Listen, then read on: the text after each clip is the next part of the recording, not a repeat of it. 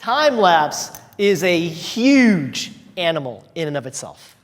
And I included it in creative production ideas and production tools because, one, I didn't have any other place to fit it. And two, I couldn't do a 90-minute segment on it because it would take 190 minutes, even more, okay? So time-lapse is a great way of getting a visual effect. I love it. If you watched Breaking Bad or you watch House of Cards, Breaking Bad uses it as transitional. House of Cards uses it as introductory. Okay, time-lapse is really, really cool, and it's fun to shoot, and really, you're just taking pictures, aren't you? You're just really just taking pictures. So here's an example of time-lapse.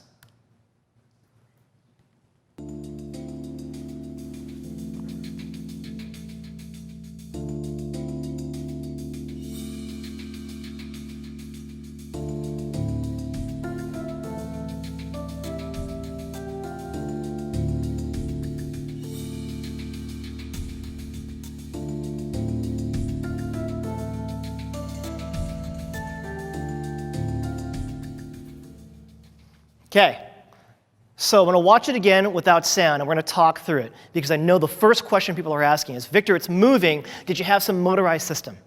Did you have a motorized system? And I said, no, I didn't. I set the camera up in one position.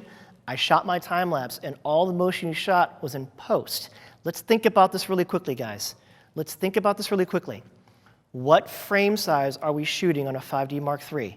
We're shooting full frame 35 millimeter, which means the longest pixel dimension is 4,000 pixels.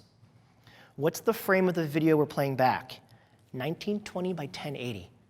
So we're literally almost twice the size in terms of image space than we are playing back. So if I have a full res photo at 4,000 pixels at print res, which is 300 dpi, do you think I can actually just move it and have it kind of feel like it's actually moving? Absolutely. Okay? I'm going to let that marinate really quickly. I want to make sure you guys got that, because we are all being pushed to thinking about time-lapse in a way that requires tons of equipment. And it doesn't require tons of equipment, especially at the start. Especially at the start. Eventually, you're going to want to pan and tilt and do all that fancy schmancy stuff. But when you start, you can do a lot by capturing and by doing it in post. And when you do it in post, you use After Effects. After Effects allows you to do all that motion and make use of the size of that file. Victor, Free Air Photo wants to know if you could do that same thing with the crop frame DSLR. Absolutely. Absolutely. So the question is, can I do it with a crop frame? Yep, because the pixel dimensions are still larger, significantly larger than what we're playing back on screen. So we're going to do a little bit of education right now. Okay, what is print res? Print res is 300 dpi. Okay, Retina display is 96 dpi.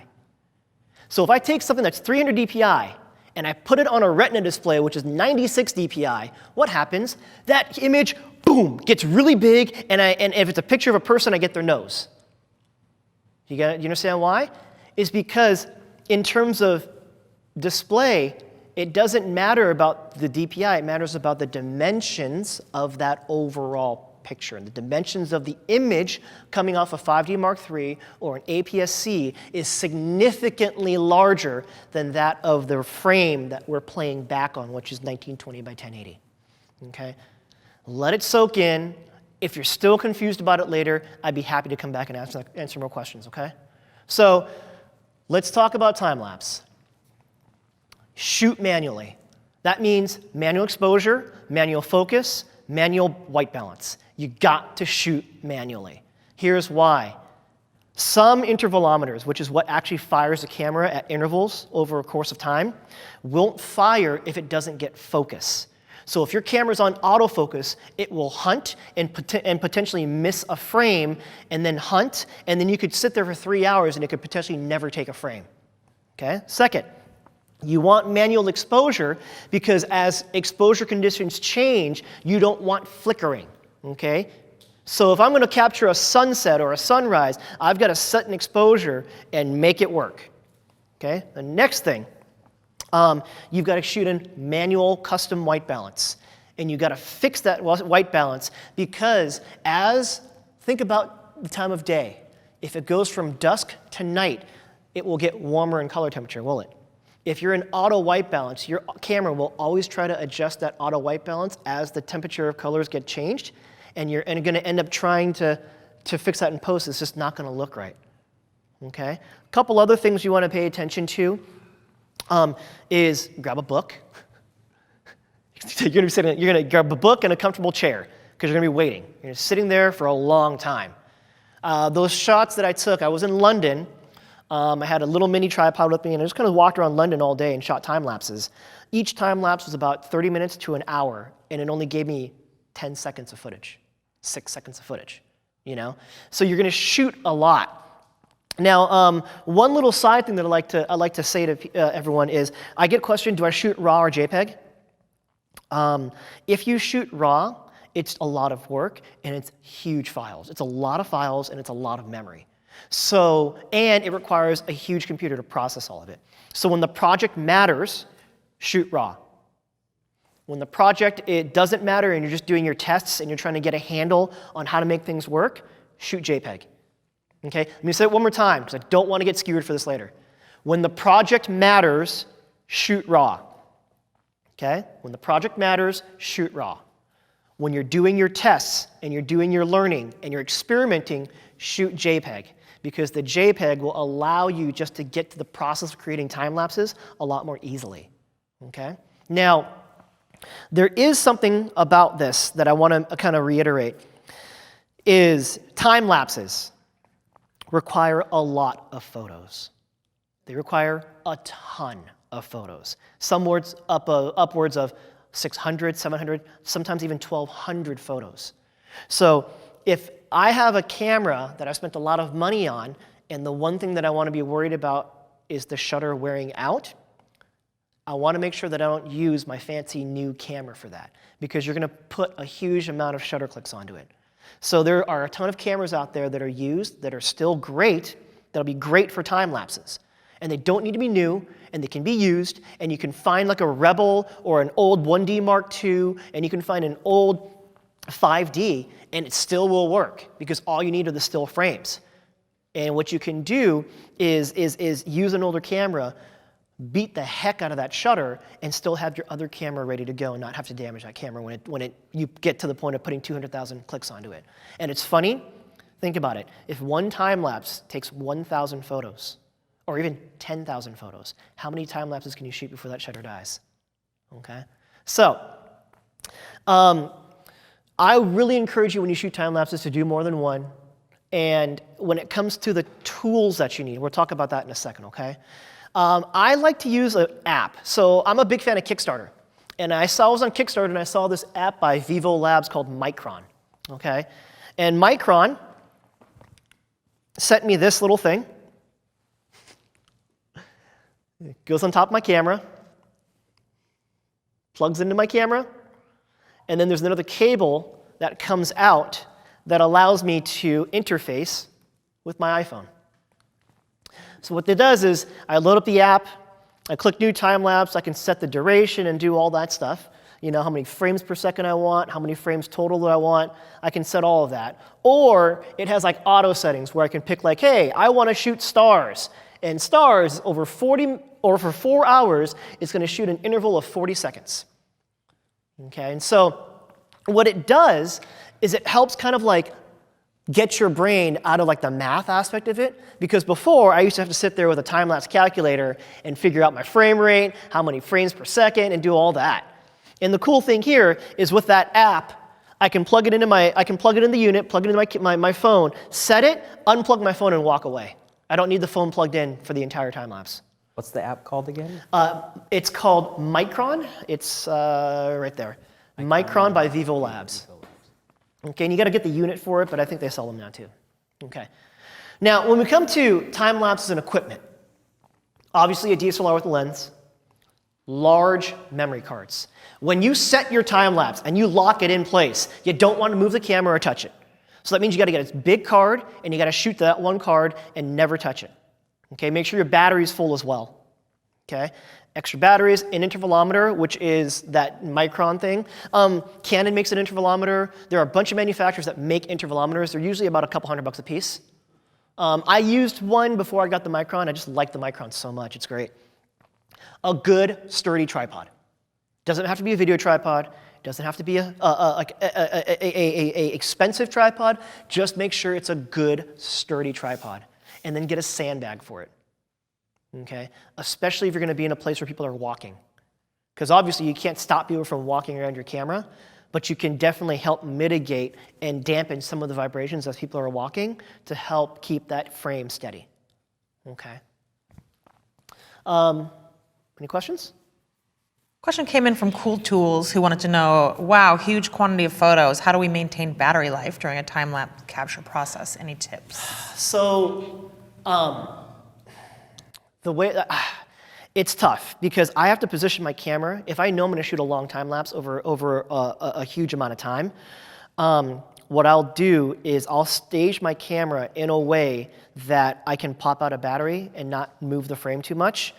There's also other things like look up the AC power connector for a camera into what we would call an Anton Bauer or an IDX battery. Anton Bauer and IDX are broadcast batteries that hold bigger charge, and they actually can power for hours on end because they're broadcast batteries. So if you're really going to get serious about time lapse, you're going to want to get into an external power solution that will allow you to operate the camera for longer than a few hours.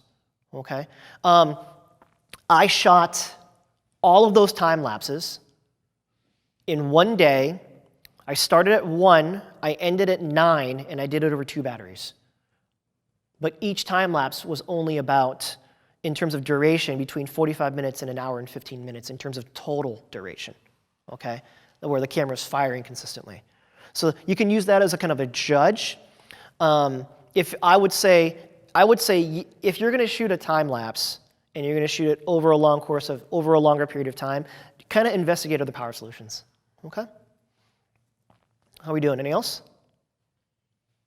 I think we're looking good right now. Let's keep going. Wow. I expect more questions. This is crazy. Okay. You're covering a lot. So we get questions and then you answer them. Oh, okay. Lens babies. I have one question about time lapse. Yeah. Is each picture in focus? And if so, are you going for the foreground, the background? Obviously, everything's going to change the composition. So let's watch that time lapse again. Okay. Let's watch that time lapse again, and I'll tell you where we were in terms of the focus. So again, it's motion, right? So here I focus on the building because I'm figuring all these people are moving. Here I focused on the bar because I figured all these people are moving. Here I focused at the distance and it didn't matter where I was focusing. Again, here in the distance. You want to make sure whatever's static in the scene is in focus because the things that are moving are going to be moving. So it don't matter if they're in focus, right? And that's really what matters here. You focus on what's outside, what's static.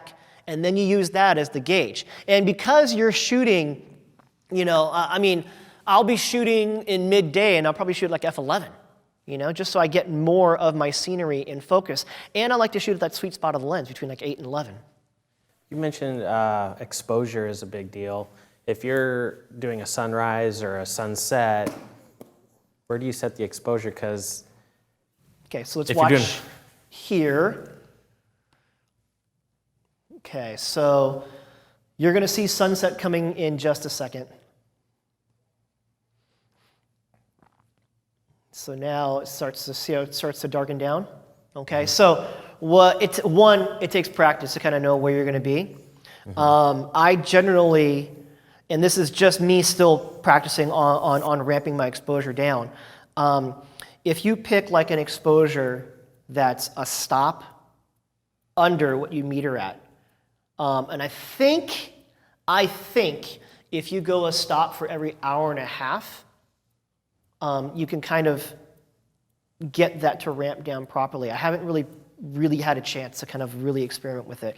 But what my research and what I've been reading and what I've been kind of like messing around with tells me is if I'm getting an exposure and I'm close to dusk, so if I'm an hour and a half away from sunset, pure pitch dark, I'll get a meter, I'll meter my exposure, and I'll set my exposure, I'll underexpose purposely by a stop.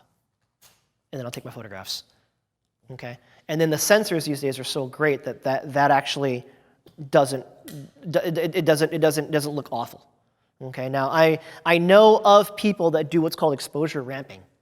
And exposure ramping is as the time lapse happens, they're taking readings, and when the reading changes significantly, they'll actually change their exposure and do an exposure ramp so that they're on it the entire time.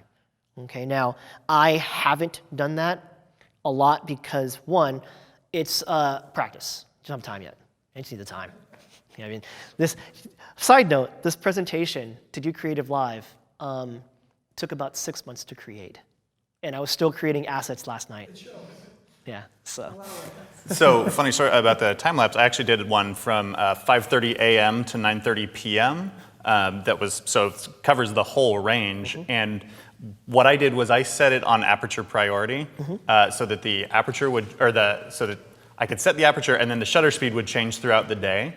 ISO was fixed. I gave it enough room. I think I was set it at like 640, somewhere around there, so that it had enough to kind of cover both sides.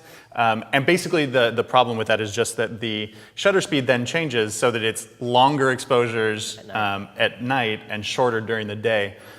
It's an effect, and it's noticeable to me. I don't know how many people notice it necessarily, but it's just, it's a workaround if you're not able to sit and babysit it all day long. You know, I think like there's definitely like a right way to do time lapses. There's definitely a right way to do time lapses, and I'm not saying that my way is correct. I'm just saying that my way works, and I've been out in the field and I've done them and they work. You know, and so I won't shoot time lapses for more than an hour or two because I haven't perfected the technique past 2 hours. But I've got my technique down for 2 hours. And to be honest with you, if I tried to shoot a time lapse for 4 hours, I think I would go insane. I think I would really go insane. I can't sit still for 4 hours like that.